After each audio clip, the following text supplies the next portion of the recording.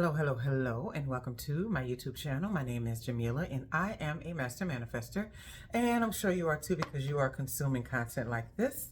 The name of this amazing channel is Holistic Manifesting because I believe in a whole body, whole mind, and whole being experience when it comes to manifesting these amazing lives that we are choosing. What I'm discussing in this video is knowing your value no matter what. And I think that when we do not understand our true value and like what we actually bring to any environment and who we actually are as a whole person, we find ourselves in the most stickiest of situations to where we're shocked and appalled by how we're being treated, how we're being seen, how we're being viewed, right?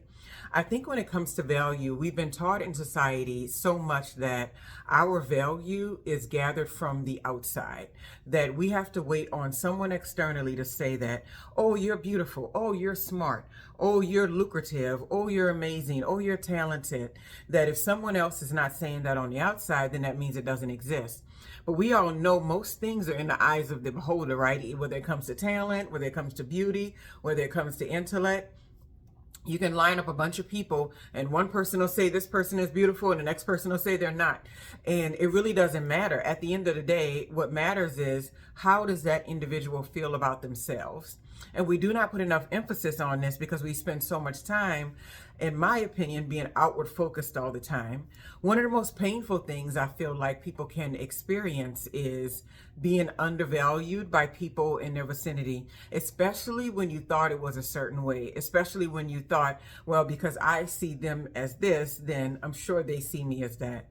A lot of people talk about this in friendship connections that they've had over the years, to where they assume that they held a certain position in somebody's life. They assume that the person valued their presence, valued them as a person, saw them as a whole person, saw them as someone who they would not want to lose in their space. But the minute some type of pivotal moment happened or some type of pivotal event occurred, we might see it play out just the opposite, right? I've experienced this in my own life to where I had really good friends like from early on in my life and stuff. And I remember, their weddings. Of course, I showed up. I bought gifts. I bought all of the bridesmaids, all of the stuff they needed, every individual, the jewelry, this and that, all this kind of stuff. When it was time to visit each other, I was always the one traveling because I enjoy traveling. And I never really focused in on, does this person ever make an effort towards me? And then when it was finally time for that to actually happen, you guessed it right, it didn't happen. And I think sometimes we can forget, it's like, to you, someone may be, if you rank in your friends or your connections on a hierarchy, you may have them in your 1 to 5 group, right? But for them, you may be number 11 or 12 and you may not even know.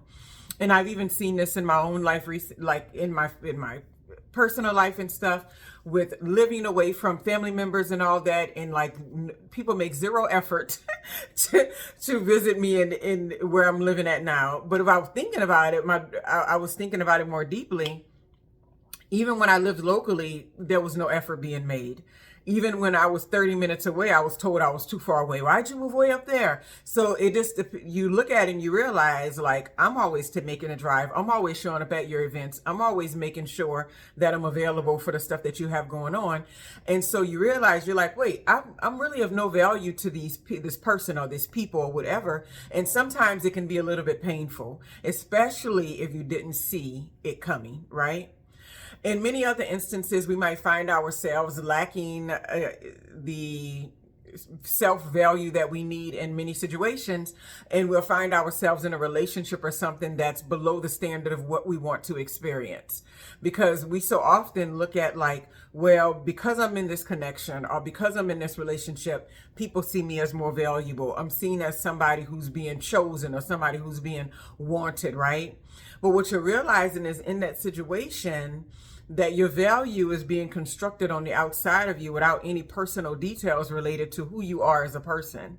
And so many of us find out in that sort of way too, that we really don't have the value to others that we thought we did. We were only valuable when we were in that couple.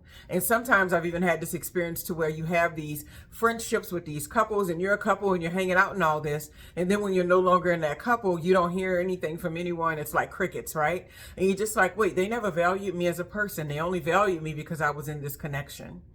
And even within those connections, I think we've all found ourselves in some kind of relationship to where we thought that we were being mutually respected. We thought that our dreams and goals and values were being mutually seen by the other person. But then as time went on and as time, played out, we saw that they valued what they had going on way more than what you did in every way imaginable. And then when you had the audacity to have a need or to have a desire or to have a want, you become a problem. You become an issue. You become somebody who's not valuable enough to be in a connection or relationship with. So that's why it's so important to establish a firm foundation of valuing yourself on a regular basis. And how that looks is showing up for yourself on a regular basis. When you roll out of bed in the morning, the first thing that should be on your mind is like, how can I create more value in myself so that I can deliver more into the world, right? And even when you go into like job interviews or career and workspaces and stuff, so many of us approach these environments as if these people are doing us a favor, because they're like, oh God, my job, and they act like the job is the God, the job is the king. They act like the job is more than a vessel. The job is simply a vessel. The people there just happen to be working there at the same time that you're working there. And that's all it is. And when we start to undervalue ourselves, we put way too much value on things on the outside of us. So when we're at a low value, we look at everything else as something that's bringing us more value than what we actually are. So we look at that job as being something that's more valuable than we are. So we will abandon ourselves. We will stop pouring into ourselves. We will stop fully believing in ourselves, because we need to do whatever is necessary in order to keep or hang on to that job. And the same thing can be said for relationships too. We often meet people, and when we see them as way more valuable than what we are, and that you're not mutually valuable and you're coming together to create an amazing union, right? When we see them as more valuable than what we are, we approach this person like they are the God, like they are the king, like they are everything that we are not, instead of them being a vessel for the love and appreciation that we feel for ourselves on a regular basis. And when you do that, the power dynamic in those situations will often shift in the negative way towards you. You'll be the one that's always compromising who you are. You'll be the one that's always coming up, second best. You'll be the one that always is seen as someone is doing a favor, letting you in their space and in their life.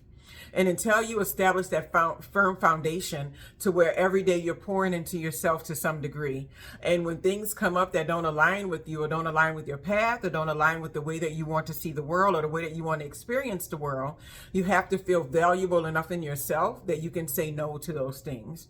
And many of us don't say no because we don't feel valuable in ourselves. We feel like that thing on the outside is going to create the value for us. So therefore, I must say yes. Otherwise, I'm valueless. I'm worthless. And I'm no longer useful for a lot of people in many ways, right? And so another way that looks like when you are creating that value in your life is that you start taking time for yourself and separating from things that don't align with who you are. We decide that, okay, this is how I want to experience my life and this is what I want to feel. This environment or these people or this place does not align with that. Do I place more value on being connected with them and being in the same space, or do I place more value on me being the whole version of who I am, or me being establishing a foundation of my value? And that's something very important we have to ask ourselves on a regular basis. And so much of that is found in, so much of why we have trouble with this is found in our earlier upbringing in the world, right? Because especially if you're a kid, say you're like me and you were born, 1980 or back before that, right? You were often told that you didn't have value, especially as a child, and you didn't have boundaries and you didn't have autonomy in any kind of way. I can never think of growing up as myself and thinking about someone, and I'm not saying that I am angry or bothered by anybody not doing this, but I'm just telling you that it didn't happen, is that when you were brought up, whether people showed you or made you understand that you were valuable to the household or to the environment, or that they enjoyed or loved having you there. I don't know about you, but I was brought up to believe that I was a burden just because I was a child. And, children cost money. You're always there. You're always in the way. You're holding me up from life. I want to experience and do all these things. One parent depressed and the other one can't stop doing a whole bunch of things. And everybody's just sad because they went ahead and made a family and now they have kids and now they have to do the work that goes along with it. And so if you're brought up in environments like that, it's kind of dysfunctional in a sense, isn't, in a lot of ways, and you don't really see your value. Your biggest value is not being trouble. Your biggest value is staying out of the way. I remember talking to a sibling once and they said that one of their number one goals was to always just be not a problem. And I was thinking about that more recently because at the time it didn't really affect me. It didn't really occur to me that that was a very value lacking position to be put in life, and to always think like, as long as I don't need anything from anyone, as long as I don't bother anyone, as long as I'm not asking for anything, as long as my wants and desires are not impacting them, then that means that, I'm doing what I'm supposed to be doing. Well, think about what that does to a person long-term in their life. And as they go on and create new relationships or go and get jobs or go into the world, they're always feeling like, as long as I don't have needs, as long as I don't push you to doing anything or having desires or wants, then that means that I'm now valued, right? And so what does that mean? It's like a total contradiction for your overall worth. You can't go into an environment or go into a place, even if it's a place of work, and say that you have no wants, desires, or anything like that. And that's what makes you valuable, because just the putting that into place is exactly what's going to make you feel unvaluable at the end of the day. And when you get into that place, you almost become sort of a doormat in many instances. And when you become that doormat, you'll see really quickly how much people do not value you and how they feel like you are interchangeable and that your presence actually does not mean a whole lot in their lives, right? And I've met many people along the way who I've had to even stop connection with because they valued themselves so little that it was so hard to be in connection with them. And a lot of times we'll say, oh, it's happening to me, I'm the victim, the other way around. Sometimes when you start doing this work and you run into other people who don't value themselves enough, you always feel like you are responsible for what they are experiencing. And I've even had a friendship like that. I mean, every event, every vacation, every interaction, everything was initiated by me. And ultimately it's because she didn't value herself enough to even have an opinion about what we should be doing and where we should be going. And when we would go out into these vacations or events and all that, you best believe I was planning the whole thing. And it's not because I wanted to, because I'm not a micromanager and I'm the kind of person who can go on vacation and really just wander around and not do anything. But when I'm with someone, it's like, okay, maybe we should check out this museum or do this or do that. No opinion, nothing to share, nothing to bring to the table with it. And I was like, it is so hard to be around somebody who does not value themselves, because the minute something doesn't go the way that they think that it should go, it turns into a victimhood mentality all of a sudden. And if we find ourselves in that position, then we can easily say, okay, there's a way, I must be showing up in a way that's telling people that they can just step all over me. I must be showing up in a way that's telling people that, I'm not strong, I don't have leadership qualities, I'm not valuable, I'm not beautiful, I'm not attractive, I'm not smart, I don't know what I'm talking about. I must be showing up in that way. I've been in, recent interactions with people, and to where you'll see them like gushing over really specific things about other people, and where that it's something that you have also and that you've been working on, and they're completely blinded and they don't even see it. It doesn't even occur to them that you are that thing. And so in those instances, you can sit around and be like, oh, but I'm doing this too, and they didn't even notice me. They didn't even respect me. They didn't even blah, blah, blah. Or you can take an inventory and say, there's something about me that's showing up in a way that I'm not being valued in that specific way. So maybe there's more work to be done there for myself to create a more firm foundation in who I am. And it's not because I want to win the approval of the person who doesn't see it. I want to make sure that I'm establishing that foundation within myself. And if I'm hanging around people and in places to where they're not seeing it, then maybe I should take a break from those environments, or maybe those environments are maybe not explicitly meant for me to flourish in. And that could be the case also too. And so many times when we are in environments and we are connected to people and they don't see the value right off the bat, the minute we want to say, that they have a problem, we want to prove ourselves to this particular person or to that particular environment. And I've done this before in workplaces. I've been in work environments to where they did not see the full value of who I was. They didn't care about the training and the education that I had to be able to do certain things. They didn't care about the intellect I brought to the room. They didn't care about my positions, my ideas. And I was almost like, why did you hire me to do this if you didn't care? And I spent the majority of my time trying to prove that I was valuable enough to be paid attention to. But that ultimately says to me now, in this phase of my life now, is that I didn't truly see my own value, because if I did, if I actually had that firm foundation established, I would have been like, okay, well, too bad you don't see it later for you, right? And that's how we would be in any situation. Even early on relationships, sometimes I get like, a little like, with myself, because I let people have so much leeway when it came to how they valued me and how they saw me. And I've had people say the most craziest things to me over the years, especially in connection. And because I didn't really see it as an insult to my value, they were able to continue on with this behavior. But once we actually get to the place where we realize we can't have these type of interactions, we can't be around places where people don't see this fully in us, we have to learn to establish this foundation in ourselves. We get to the point where enough is enough, where we decide there's no way I'm going to be in an environment that's going to treat me like this. There's no way I'm going to go out of my way to do this and this and this and that, or show up for this and this and that when it's not being reciprocated in any kind of way. There's no way that I'm going to be doing that.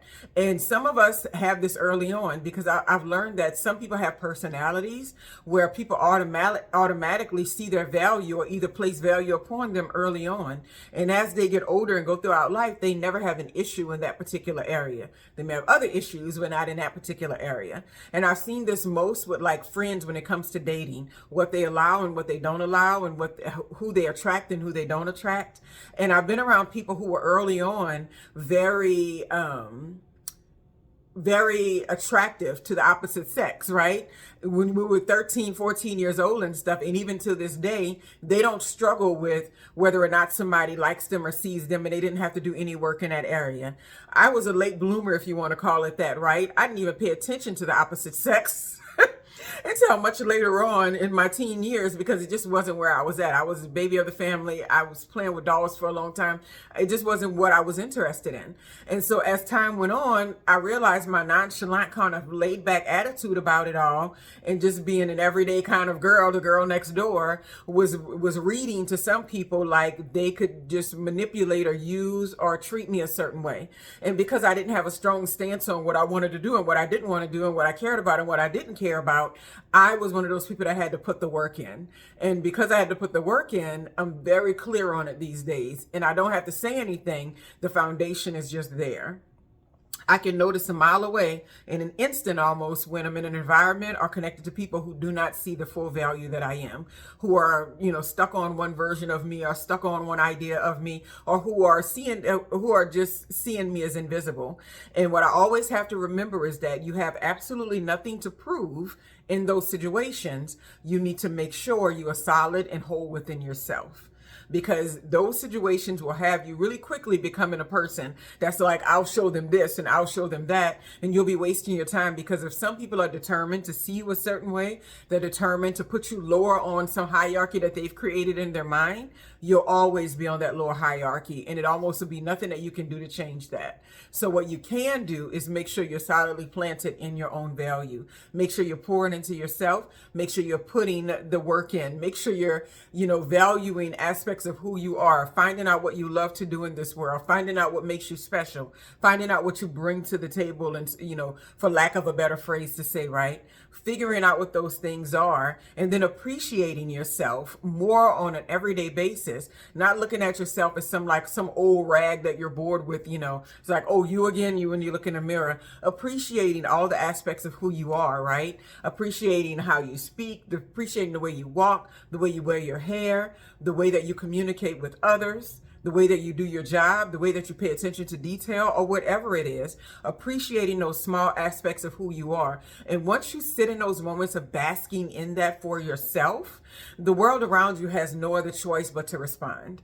And so you'll find yourself less and less and less in environments to where people are seeing your value less, right? And what I notice is that when many people are doing this work, even when I'm having the one-on-ones with people, which is very fun, many of where they're having issues is when before they started doing the work, and the people that were connected to them before that happened, and people that saw you in a certain light before that work was being done. Sometimes it's very hard for them to see the newer version of you and the new way that you show up.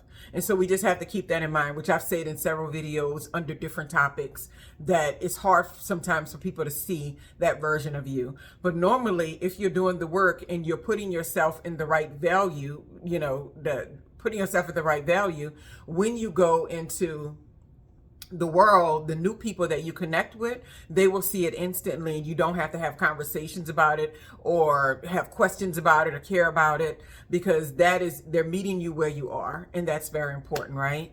And I'll give $5 to anybody who watches this video and can tell me how many times I said the word value, because I know it was a lot. But I want to pound that into your head, right? Just know that you are inherently worthy. You are inherently valuable because you exist. And if you're going to be here, you may as well make something beautiful out of your existence and beautiful out of your life, and then glow and shine and share that with everybody you come in contact with, right? And as always, because this is so cool, I want you to all to put that yellow heart into the emoji into the comments, because whenever I see those, I know that people made it this far in the video, and I know that the content resonated with them. And of course, just, if it resonated with you, share those words. That's always fun. But that yellow heart emoji is something I love to see, because it represents friendship to me, community, love, appreciation. And it's something that I hold dear, right? It's one of my little signatures. I put them at the end of my text messages and email messages and stuff I send to people. And then also, don't forget, I have the Elevated Energy Circle workshop coming up on January 11th. And, like I said before, a couple of more people would be great for this event.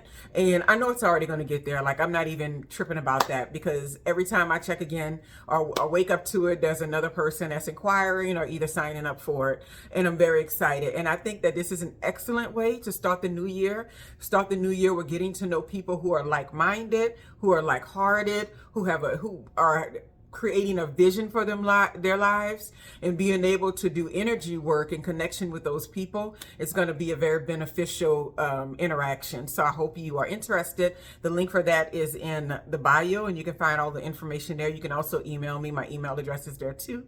And then also one-on-ones, which I'm always doing. You can see that information in the bio. And of course, if you want to see this beautiful little brown face in your algorithm on a regular basis, go ahead and subscribe to the channel, because I would love to answer your comments and see you here, taking in the information on a regular basis and sharing your stories. It's always fun to connect with the community. And I hope you all have a wonderful, wonderful, wonderful day.